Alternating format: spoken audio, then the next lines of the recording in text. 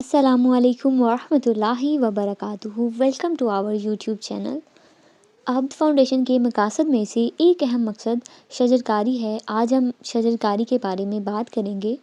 شجرکاری وقت کی ایک اہم ضرورت ہے۔ بڑھتی ہوئی عالمی حدت یعنی گلوبل وارمنگ کی وجہ سے ہونے والی موسمیاتی تبدیلیاں کچھ ہی دہائیوں میں دنیا کو تباہی کے دہانے پر لا کھڑا کریں گے۔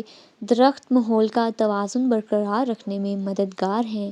عبد فاؤنڈیشن کے زیر اہتمام سارا سال شجرکاری مہم کے تحت پودے اور درخت لگائے جاتے ہیں۔ نہ صرف پودے لگائے جاتے ہیں بلکہ ان کی باقاعدہ دیکھ بھال بھی کی جاتی ہے۔